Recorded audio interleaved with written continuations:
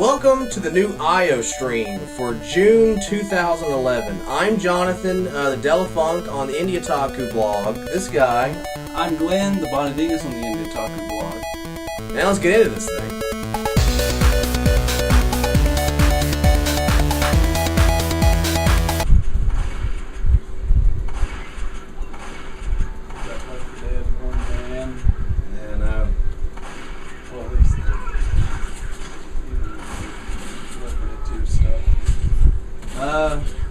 Wait a second. Did we say June at the beginning of the video we just recorded?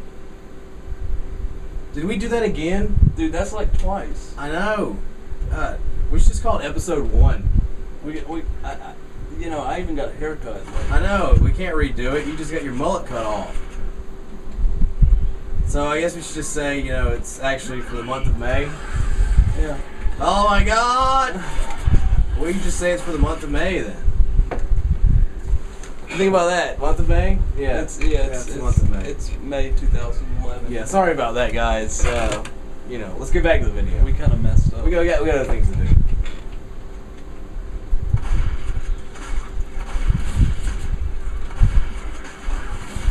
think I should turn the camera off? Yeah. Hold on. Alright, yeah, I guess I'll turn the camera off.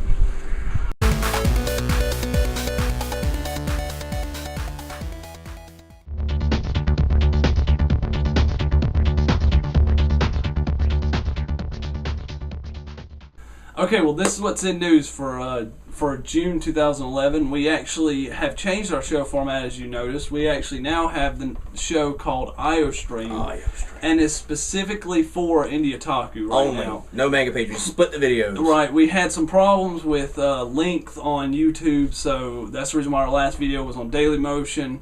This time we're back on YouTube. And it also helps us to be a little more focused. And we do have a YouTube channel.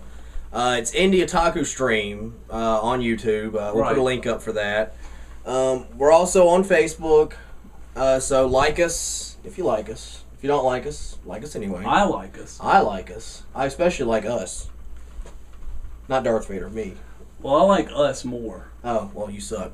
Alright, well, we also have our new site layout, which this guy has been toiling over. Yeah, I actually, me and Jonathan were talking over some new site design, and we really wanted to expand it. And if you've looked at it and you've seen our manga page website, then you also know they look kind of similar because we did a similar design. I actually based the nav bar off our manga page one, but we really wanted it because it'll help us out. We don't have such a freaking long sidebar on the side, and it makes things a little more accessible, bigger videos and images and things like that. So, And also, you've noticed them already, I would guess, if you have, eyes. If you haven't, then there's something wrong. Yeah, there's something wrong with it. We have a new mascot for IndieOtaku. His name is IO, and yes, he's a complete ripoff of an Atari controller.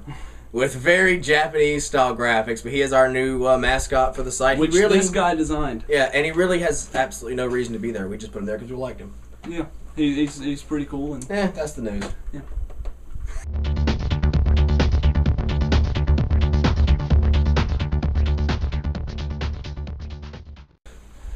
Alright, what animes we're watching this month?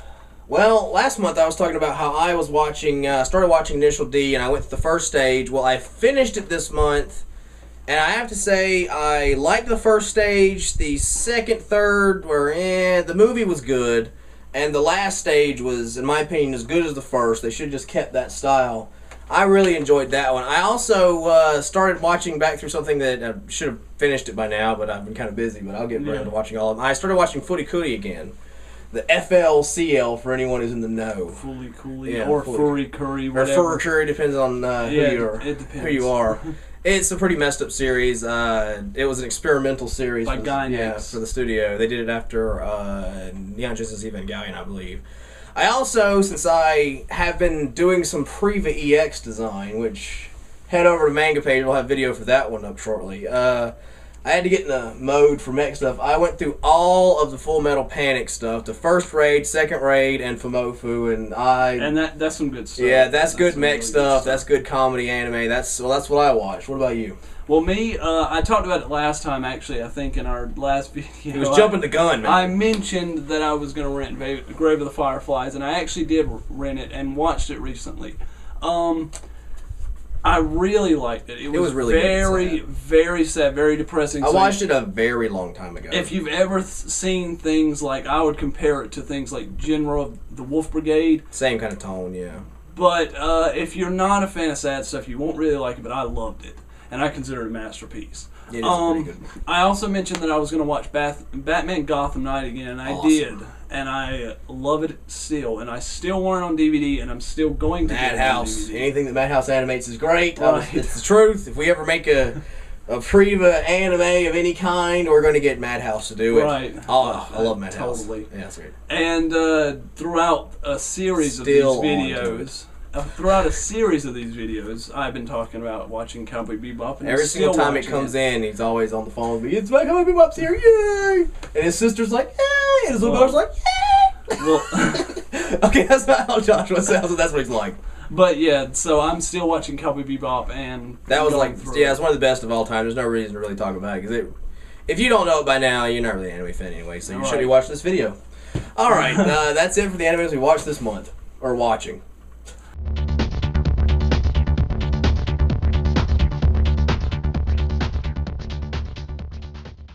Okay, this month, what games we played and are playing still. Me and Jonathan both, actually. We're playing some Left 4 Dead. It takes a while to get around to it. Yeah, we haven't played much Left 4 Dead in a while, but if you remember, if you've been around our site for a while, last year, whenever we had gotten Left 4 Dead and Left 4 Dead 2, we were going bananas. Crazy 160 hours and something in the first one, and like 70, 80 hours in the second one so far, like both of us, because we co-op, like every time we play, we're playing it together. We played so much Left 4 Dead, we probably got burnt out of it. Still like it though, but it's still a great game. They still had Coldstream to come out. It's still in, I think, beta. Coldstream, excuse me, Steam, sorry. Yeah. Okay. They're working on some new DLC called Coldstream. A little amateurish, but it's still pretty good. It's nice that Valve decided to take him under their wing and to help them to get it working. And unlike the other Left 4 Dead fans, I like the fact that the original Left 4 Dead stuff is coming over to Left 4 Dead. Yeah, so do I. And they are planning on bringing all the stuff over. For anybody who doesn't know, we're looking forward to that because which we all knew that was going to happen. We like the first game better, so it's going to that just second one. I like the melee, but the first game was just better. It's better design, better. We love the better characters. Yeah, I'm Bill. Characters. Okay, Bill's here. Yeah, all the way around. All right, to go on from that, we also played some Mass Effect 1, which we also mentioned in our last video, our odd video. He mentioned. Well, anyway, he was jumping the gun a month. All right, it was late. We couldn't help ourselves. We have played some Mass Effect. I haven't played that much. He's played more than I have, but I've kind of cooled off on it. It's a pretty fun game, though. Also, for me, I have also played some Machinarium, which is a really good indie adventure game, and it's pretty sweet. It's an interesting take on adventure games. It's not traditional and stuff. It really doesn't have dialogue in it other than little kind of sounds. It's not too bad. It's pretty good. And I also played a little bit of World of Goo, which, if you don't know... Everyone knows what World of Goo is. That's one of those popular indies in the last couple of years. If you don't know what World of Goo is, you're missing. Yeah, you're not really on the indie scene very much. So... I've also been playing Mass Effect 1, as you mentioned, and I have played more than him. But I also, this month, came across a little shop in the middle of nowhere in a small town not far from where I live that had some original Nintendo games. And I still have my Nintendo plugged up. I have nieces that like to come over and play Duck Hunt because they can't play anything else. I don't have a Wii, so that's all I got. Still Nintendo, though. But I picked up a copy of Mario Brothers 3 because the version I had disappeared a long time ago. And you know, I was just enjoying some good classic game. That's one of the best games ever made, and I was seriously enjoying it. And I was playing that this month, and that's what we were playing this month. Mario Brothers 3.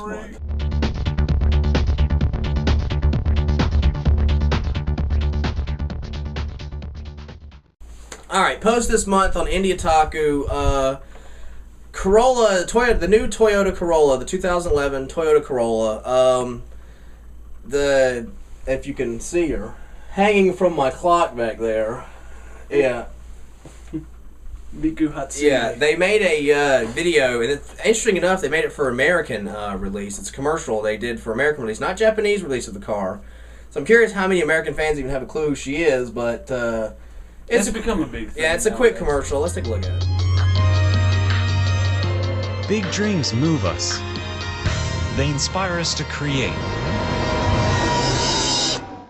We sing songs about big dreams. We dream big dreams. And then we build big works of art. We also build compact works of art, and there's nothing small about that. Introducing the new 2011 Toyota Corolla. Refresh styling, 35 mpg highway rating, available Bluetooth technology and wire for MP3 players.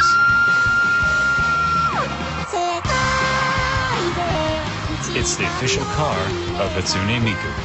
Follow her big dreams at toyota.com/Corolla. As you can see, it's neat. It's not bad, but it's kind of odd for an American release. But I like the fact that more Japanese things are wiggling their way into American culture. Yeah, because Miku Hatsune has become a big thing around the world. Yeah. Yeah, she kind of has. If you don't know what it is, it's a Vocaloid. Yeah. Yeah, the Vocaloids have become pretty big. And the leaks. They were huge in Japan. Yeah. All right.